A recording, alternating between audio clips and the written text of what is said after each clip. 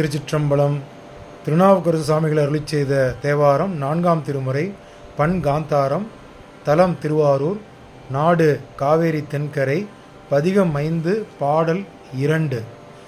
என்புருத்தி நரம்பு தோள் புகு பெய்திட்டு, என்புருத்தி நரம்பு தோள் புக பெய்திட்டு, என்னை ஓர் உருவமாக்கி, என்புருத்தி நரம்பு தோள் புக பெய்திட்டு, என்னை ஒரு உருவமாக்கி, இன்புறுத்தி முன்பிருந்து,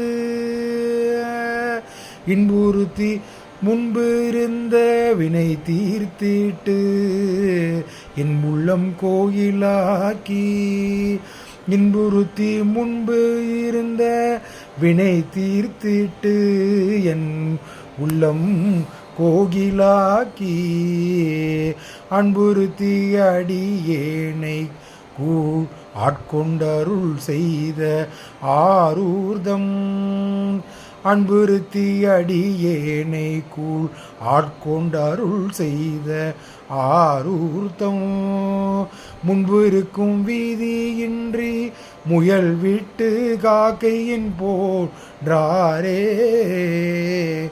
முன்பிருக்கும் வீதியின்றி முயல் விட்டு காக்கையின் பின் போன ஆரே.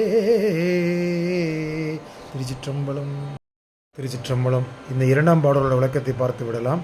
இதில் என்ன சொல்கிறார் என்றால், நம்முடைய மருத்துவ குணத்தை நம்ம ஆராய்ச்சியெல்லாம் செய்து நம் உடலானப்பட்டது எப்படி உருவாகிப்பட்டு உள்ளதுங்கிறத நம்ம பல ஆராய்ச்சிகளில் நம்ம கண்டுபிடிச்சிருக்கோம்.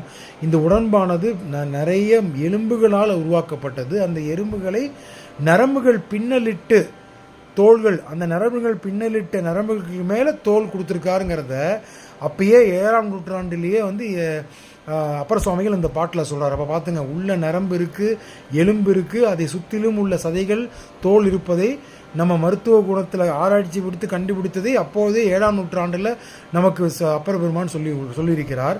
அந்த உருவத்தை எனக்கு கொடுத்துருக்க, இந்த மாதிரி உருவத்தை கொடுத்துருக்கா அப்படின்னு சொல்கிறாரு. அப்புறம் என்ன சொல்கிறார் அப்படின்னா, நான் முன்பு செய்த வினைகளை எல்லாம் அடியோடு போக்கி எனது உள்ளத்தையும் உயிரையும் கோயிலாக மாற்றிய இறைவன் யார் அப்படின்னா அந்த ஆரூர் அம்மான்கிற மாதிரி சொல்கிறார். அப்புறம் என்ன சொல்கிறார் அப்படின்னா, ஆரூர் பெருமானை வர்ணிக்கிறார். முன்னாடி நம்ம காகை பறக்குது வானத்தில். காகையை பிடிப்பதற்காக சமண வழியில், அதாவது எதை ஒப்பிடுகிறார் அப்படின்றா, சமண வழியில் நான் தழுவி இருந்தேன், எனக்கு சூளை நோய் கொடுத்து ஆட்கொண்ட, இந்த சூளை நோய் கொடுத்ததை ஆட்கொண்டதை இந்த பாட்டிலையும் குறிப்பிடுகிறார். காகையை எப்படி ஒருத்தன் பிடிக்க முடியாதோ, தரையில் இருந்துட்டு காகையை பிடிக்கிறதுங்கிறது ரொம்ப கஷ்டம். அதை நினைத்து கொண்டு சமண மரத்தில் அணைஞ்சிட்டு இருந்தேன். ஆனால் முயல் தரையில் ஓடும், அதை சுலபமாக பிடித்து விடலாம். அந்த சுலபமாக பிடிக்கக்கூடிய முயல் சைவ சமயம்.